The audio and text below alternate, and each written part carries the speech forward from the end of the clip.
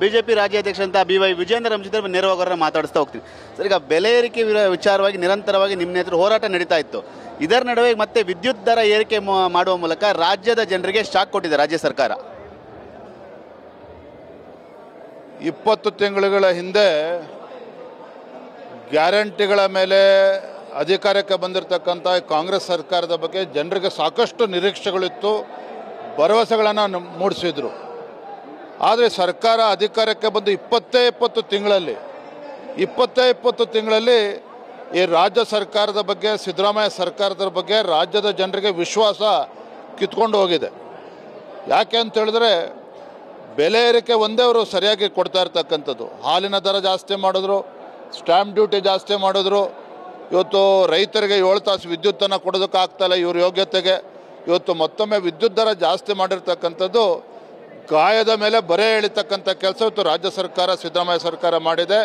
ಇದು ಜನವಿರೋಧಿ ನೀತಿ, ಬಡವರಿಗೆ ಒಂದು ಬರೆ ಎಳಿತಕ್ಕಂಥ ನೀತಿ ಏನಿದೆ, ಇದು ಭಾರತೀಯ ಜನತಾ ಪಾರ್ಟಿ ನಾವು ಖಂಡಿಸ್ತೇವೆ, ಜನರ ಮುಂದೆ ಹೋಗ್ತೇವೆ ವಿಚಾರವನ್ನು ತೆಗೆದುಕೊಂಡು. ಸರ್, ಈಗ ನಿರಂತರವಾಗಿ ಬೆಲೆ ಏರಿಕೆ ಆಗ್ತಾ ಇದೆ. ಒಂದು ಕಡೆ ಗ್ಯಾರಂಟಿ ಕೊಡ್ತಾ ಇದೀವಿ ಅಂತ ಹೇಳ್ತಾರೆ, ಅಂದ್ರೆ ಒಂದು ಕಡೆ ಕೊಟ್ಟು ಇನ್ನೊಂದು ಕಡೆ ತೆಗೆದುಕೊಳ್ಳುವಂತ ಗ್ಯಾರಂಟಿ ಬಗ್ಗೆ ಮಾತಾಡ್ತಿದ್ರಿ ಮೈ ಡಿಯರ್ ಫ್ರೆಂಡ್.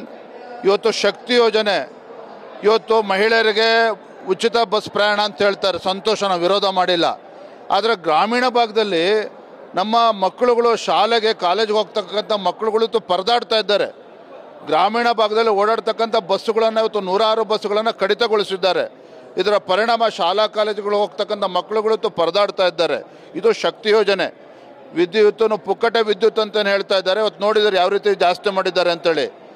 ಒಂದು ಕಡೆ ಪರ್ ಯೂನಿಟ್ಗೆ 36 ಪೈಸೆ ಜಾಸ್ತಿ ಮಾಡಿ ಕೇವಲ 10% ಜನಕ್ಕೆ ಅನಾನುಕೂಲ ಆಗ್ತದೆ ಅಂತೇಳಿ ಮಾನ್ಯ ಸಚಿವರು ಹೇಳ್ತಾರೆ. ಆದರೆ ವಾಸ್ತವಿಕವಾಗಿ ಇವತ್ತು ಗ್ರಾಹಕರು ಬಳಸ್ತಕ್ಕಂಥ ವಿದ್ಯುತ್ತು ಸ್ವಲ್ಪ ವ್ಯತ್ಯಾಸ ಆಗಿ ಆ ಲಿಮಿಟ್ ಕ್ರಾಸ್ ಮಾಡಿದ್ರು ಅಂತ ಹೇಳಿದ್ರೆ ಸಂಪೂರ್ಣ ಹೊರೆ ಆ ಜನಸಾಮಾನ್ಯರ ಮೇಲೆ ಬೀಳ್ತದೆ, ಗ್ರಾಹಕರ ಮೇಲೆ ಬೀಳ್ತದೆ. ಹಾಗಾಗಿ ಒಂದು ರೀತಿ ಬರೆ ಎಳಿತಕ್ಕಂಥ ಕೆಲಸ ಸಿದ್ದರಾಮಯ್ಯ ಸರ್ಕಾರ ಏನು ಮಾಡ್ತಾ ಇದೆ, ಇದು ಜನವಿರೋಧಿ ಸರ್ಕಾರ ಅಂತ ಹೇಳಿದ್ಬಿಟ್ರೆ ಇನ್ನೇನು ಕೂಡ ಉಳ್ಕೊಂಡಿಲ್ಲ. ಈಗ ನಿಮ್ಮ ವಿರೋಧ ಪಕ್ಷದವಾಗಿ ಯಾವ ರೀತಿಯಾಗಿ ಹೋರಾಟ ಇರುತ್ತೆ ಈ ವಿಚಾರವಾಗಿ ಮುಂದಿನ ದಿನಗಳಲ್ಲಿ? ಈಗಾಗಲೇ ಹೋರಾಟ ಮಾಡ್ತಾ ಇದ್ರೆ ಮತ್ತೆ ನಿರಂತರ ಬೆಲೆ ಏರಿಕೆ ಕೂಡ ಆಗ್ತಾ ಇದೆ. ಒಂದೇ ಮಾತಿನಲ್ಲಿ ಹೇಳಬೇಕು ಅಂತ ಹೇಳಿದ್ರೆ ಸಿದ್ದರಾಮಯ್ಯ ನೇತೃತ್ವದ ಕಾಂಗ್ರೆಸ್ ಸರ್ಕಾರದ ಪಾಪದ ಕೂಡ ತುಂಬಿದೆ. ಜನಸಾಮಾನ್ಯರು ಈಗಾಗಲೇ ಈ ಜನವಿರೋಧಿ ಸರ್ಕಾರಕ್ಕೆ ಇಡೀ ಶಾಪವನ್ನು ಹಾಕ್ತಾ ಇದ್ದಾರೆ. ಹಾಗಾಗಿ ಜನರ ಮಧ್ಯೆನೇ ಹೋಗ್ಬೇಕು ಅನಿವಾರ್ಯ. ನಾವು ಜನರ ಮಧ್ಯೆನೇ ಹೋಗಿ ಈ ಅಯೋಗ್ಯ ಸರ್ಕಾರದ ಬಣ್ಣವನ್ನು ಬಯಲು ಮಾಡ್ತಕ್ಕಂಥ ಕೆಲಸ ನಾವು ಮಾಡ್ತೀವಿ.